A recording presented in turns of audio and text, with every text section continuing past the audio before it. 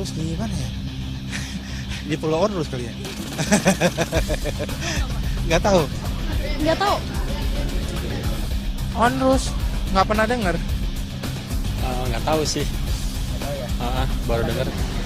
Pulau Onrus. Tahu? Pulau Seribu? Pulau Onrus nggak tahu. Nggak tahu. Pulau Onrus tahu. Di Kepulauan Seribu. Onrus.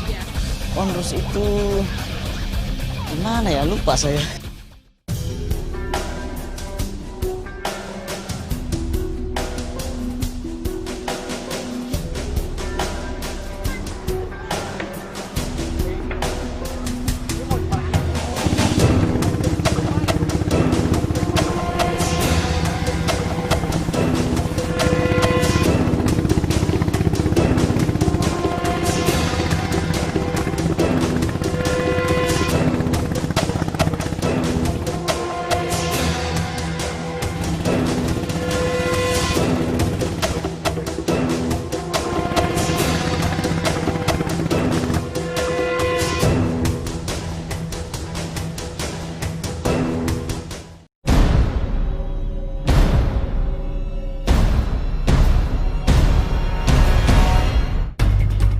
Pulau Onrus termasuk dalam gugusan Kepulauan Seribu. 3 pulau saling berdekatan satu sama lainnya. Pulau Onrus, Pulau Cipir, dan Pulau Kelor menyimpan sebuah historis. Tetapi Pulau Onrus menjadi pusat perputaran sejarah dari 3 kepulauan tersebut. Nama Onrus sendiri diambil dari bahasa Belanda yang berarti tidak pernah beristirahat. Pulau ini pada masa jaya-jayanya ketika Belanda berkuasa di Indonesia ini adalah kekuasaan VOC. Dan VOC memanfaatkan gugusan pulau ini untuk mempertahankan kota Batavia dari serangan musuh. Musuhnya itu dari Mataram, dari Banten, dari Prancis, Inggris, bahkan juga negara-negara lainnya yang bersaing tentang perdagangan di tanah air kita ini, terutama memperebutkan rempah-rempah. Pada abad 17 dulu, sebelum Belanda menjajah Indonesia, dia merupakan pedagang atau berniaga ke Indonesia ini. Kenapa kok bisa ada di Pulau Onrus ini? Jadi Belanda dia menginginkan satu pelabuhan yang mana Pulau Onrus ini dijadikannya karena tempatnya strategis, dekat dari Sunda Kelapa juga, dekat dari Banten juga. Kita ketahui bahwa dulu pelabuhan Sunda Kelapa merupakan pelabuhan keluar masuknya pedagang-pedagang dari Eropa juga. Dan kenapa kok disebut Onrus?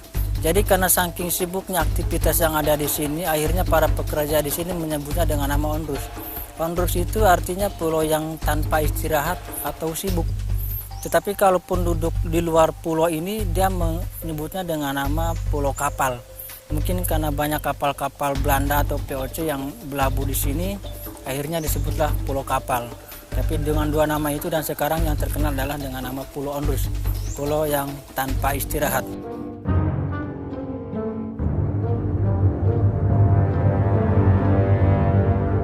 Pulau Onrus merupakan pelabuhan VOC sebelum pindah ke pelabuhan Tanjung Priok, Jakarta Utara.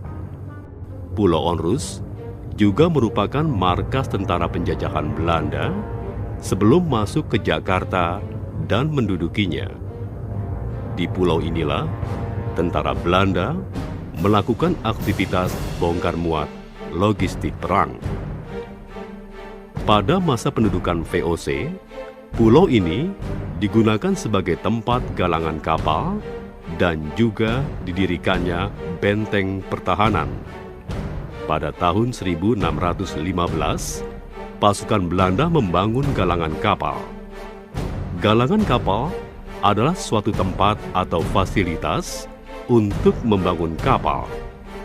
Di sana terdapat bengkel kapal untuk melakukan perbaikan atau mereparasi kapal.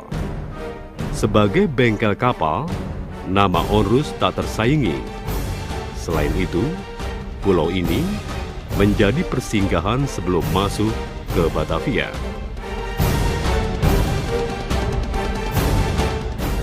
Pada abad ke-17, Belanda membangun kincir angin di sebelah barat dan timur Pulau Onrus.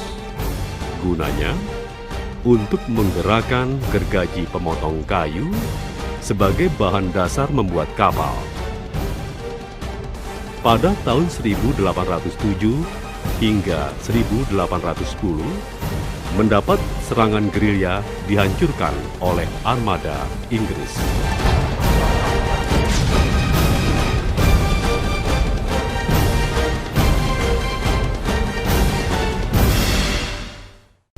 Jadi konflik terjadi itu menjelang akhir abad 18 antara Inggris dengan Belanda. Jadi Inggris sempat memblokade Teluk Jakarta ini, bahkan juga akhirnya Inggris dapat mengalahkan Belanda, sehingga Belanda ini semua perbentengan yang ada di Jakarta, bahkan beberapa bagian tempat lainnya itu hancur diserang oleh Inggris. Akhirnya tahun 1827 Belanda mengaktifkan kembali Pulau Onrus ini dengan alih fungsi. Jadi fungsi yang kedua ini pada abad 19 adalah sebagai pangkalan militer. Jadi di sini ada benteng-benteng, ada benteng Martello, seperti di Pulau Kelor, di Pulau Bidadari, di Pulau Cipir, situ semuanya ada benteng Martello.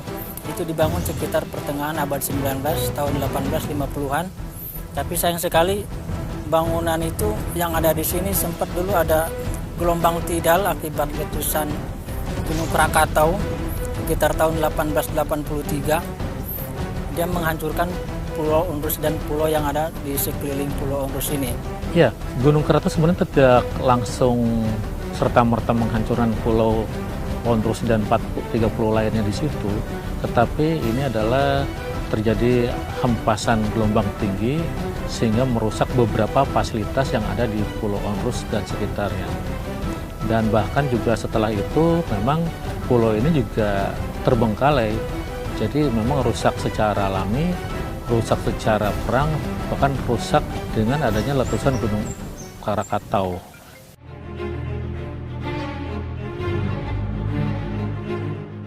Di awal abad ke-20 Masehi, pemerintah Hindia Belanda rupanya masih tertarik dengan kawasan Pulau Onrus. Tahun 1911, Pulau Onrus dan juga Pulau Cipir dialihfungsikan kembali. Kali ini sebagai fungsi pusat karantina haji yang beroperasi hingga tahun 1933.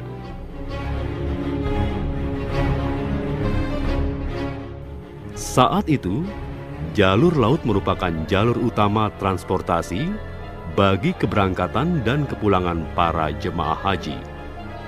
Fasilitas yang diatur antara lain barak rumah dokter, rumah sakit, dan kantor registrasi, pos keamanan, sarana MCU, dan pada saat Belanda mengambil alih kekuasaan terhadap kegiatan haji di Indonesia.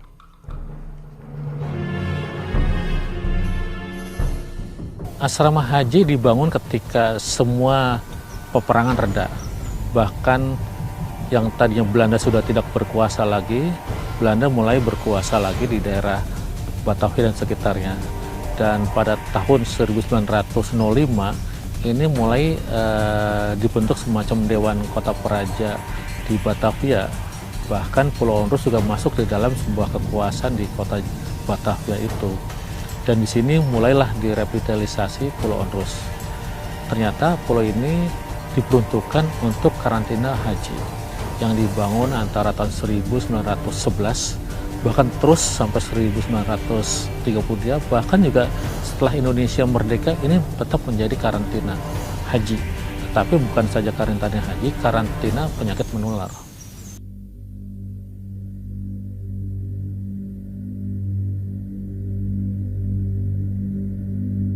Gelar haji digunakan Hindia Belanda untuk mengidentifikasi para jemaah haji yang mencoba memberontak sepulangnya dari Tanah Suci.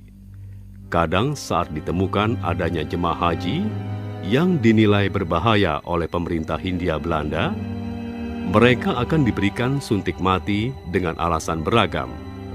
untuk mempermudah pengawasan para jemaah haji. Hindia Belanda memberikan gelar baru kepada mereka yaitu haji, karena dari sejarahnya mereka yang ditangkap, diasingkan, dan dipenjarakan adalah mereka yang memiliki gelar haji. Lalu, pantaskah gelar haji diberikan? Jadi pada masa itulah tahun 1911 sampai dengan tahun 33, Belanda memfungsikan Pulau Onrus ini sebagai asrama haji atau barak haji untuk mengatur orang-orang muslim untuk menunaikan ibadah haji. Dan luas pulau ini adalah sekitar 12 hektar. Jadi seluas itulah pulau ini dulu sekitar 3.500 jemaah haji setiap minggunya diatur di sini. Karena di sini ada 35 unit, 35 asrama. Setiap asrama itu dihuni oleh 100 orang. Jadi 35 unit kali 100 sekitar 3.500 orang.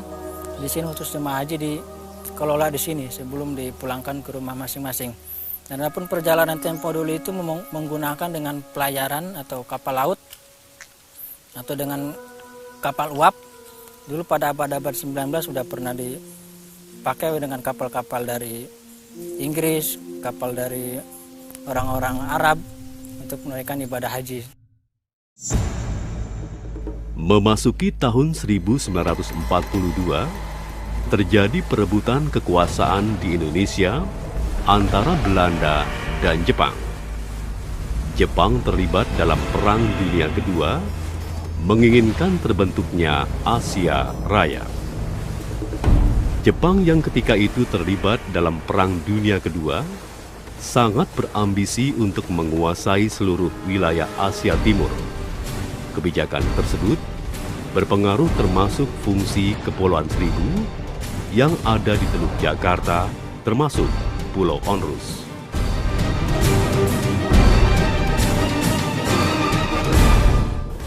Jadi Jepang datang ke Nusantara dan Pulau Onrus ini sempat dihuni oleh Jepang. Akhirnya dipakai sebagai pulau tahanan. Jadi tahanan kriminal. Jadi orang-orang Indonesia yang dianggap kriminal menurut Jepang, mereka diasingkan di sini. Di sini ada penjara yang direhab kembali atau direnov kembali. Di situ ada bundaran lingkaran.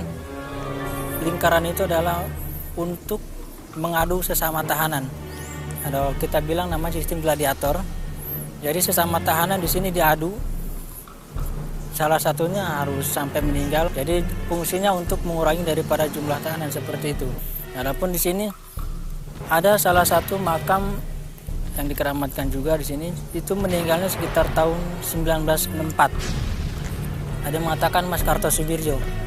Kartosuwirjo itu adalah pendiri organisasi Darul Islam atau Tentara Islam Indonesia sekitar tahun 49. Dia adalah merupakan dulunya termasuk ulama atau tokoh, cendekiawan, karena termasuk dia temannya Bung Karno, temannya Bung Hatta, termasuk pejuang juga, dan muridnya dari Haji Omar Said Cokro Aminoto dari Serikat Islam, Partai Serikat Islam. Dia dikuburkan di Pulau Onrus ini dan itu belum dibuktikan secara sejarah dan ilmiah juga. Karena sekarang lagi beredar adalah dia ketika kita lihat di foto itu ada yang mengatakan bahwa dia di Pulau Ubi. Pulau Ubi itu letaknya dari sini kurang lebih 1,5 jam. Itu ada pulau di situ dan di situ kita lihat waktu saya lihat di foto itu memang ketika pengeksekusian Mas Kartosuwirjo itu di situ nggak ada terlihat bangunan. Sedangkan di sini pada tahun 1964 di sini penuh dengan bangunan bekas asrama haji. Nah, kemungkinan adanya di Pulau Ubi penembakan langsung dengan pemakamannya di situ.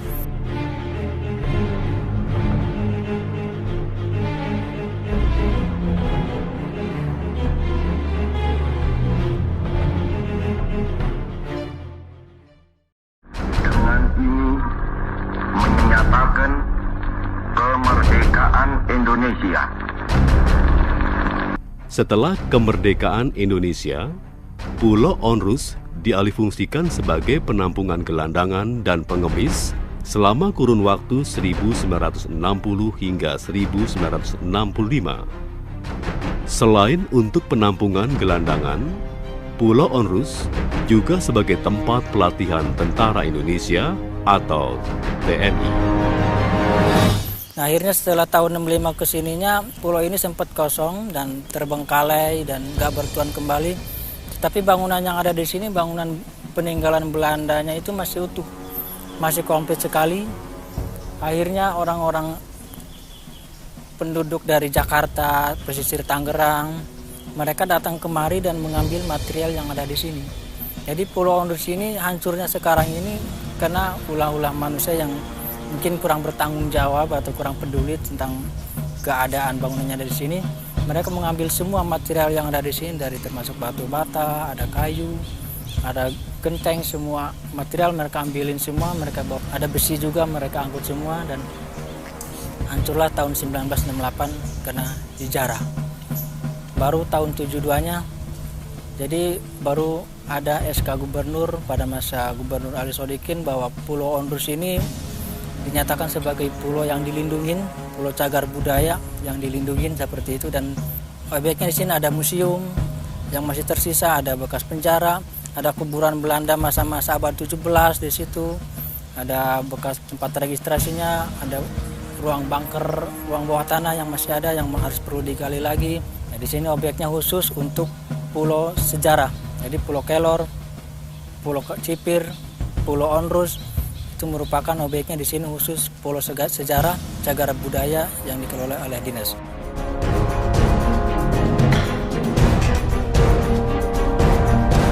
Tahun 2002, sebuah organisasi arkeologi memiliki peninggalan kedudukan Belanda dan Jepang. Kini peninggalan tersebut sudah menjadi cagar budaya yang dilindungi pemerintah. Karena saya mengambil spesialisasi khusus bangunan kolonial, sehingga ini cocok sekali buat studi saya, buat pengembangan tugas-tugas saya di kemudian hari. Antara lain adalah beberapa bangunan yang terbengkalai di sana, bahkan juga sistem dan teknologi pembangunannya itu saya teliti di sana. Dan saya pada saat itu begitu selesai kuliah di Arkeologi Universitas Indonesia, saya langsung diminta oleh Kepala Dinas Museum dan Sejarah DKI Jakarta untuk bergabung penelitian dengan mereka. Saya sanggupi bergabung dengan penelitian, akhirnya saya dalam beberapa tahun diangkat menjadi ketua tim penggalian arkeologi, bukan saja di Pulau Onrus, tapi seluruh daerah terpencil atau di pelosok Jakarta. Di sini banyak sekali makam-makam orang Belanda, peninggalan-peninggalan Belanda. Ada sekitar 40 makam yang masih tersisa, yang masih terlihat. Mungkin lebih banyak lagi dari itu yang dulu masih ada. Ada satu makam beberapa makam yang dianggap bangsawan. Jadi ciri-ciri makam bangsawan dengan makam biasa untuk orang Belanda situ, kalau makamnya pakai batu alam itu dianggap bangsawan atau pembesar atau ningrat darah biru seperti itu. Ada nama Johanna Kalov, ada Maria van der Veldes, ada Cornelis William Vogel, Andriana Duran. Nah, itu rata-rata meninggal masih muda, dan pada abad 17 seperti Maria van der Veldes itu meninggal sekitar tahun 1693. Kalau Cornelis William Vogel tahun 1965-nya. Kesadaran akan sejarah itu memang menjadi identitas bagi keberadaan kita. Jalan keluarnya adalah ini perlu mempercepat pembenahan atau revitalisasi kawasan pulau tersebut. Kawasan pulau tersebut bukan satu pulau saja, tetapi 4 pulau berikut perairannya dijadikan sebagai kawasan cagar budaya. Bahkan juga harus dilestarikan beberapa bangunannya.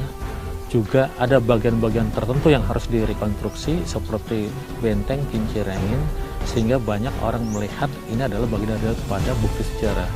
Karena kalau misalnya dibiarkan seperti yang sekarang ini, itu kesannya adalah tanah rata yang tidak bisa bercerita banyak. Tapi barangkali tidak perlu dibangun secara menyeluruh, tapi bagian-bagian tertentu ditampilkan, bahkan dibangun beberapa komponennya saja, sehingga membuat orang itu bisa berimajinasi bagaimana bentuk benteng sebelumnya. bagaimana Barak pada dahulu, bagaimana terjadi perang di situ, bagaimana ada jandok di situ, sehingga membuat imajinasi ini yang nampaknya bisa mendorong masyarakat untuk jatuh cinta terhadap kepulauan tersebut, bahkan juga bisa dijadikan sebagai destinasi wisata.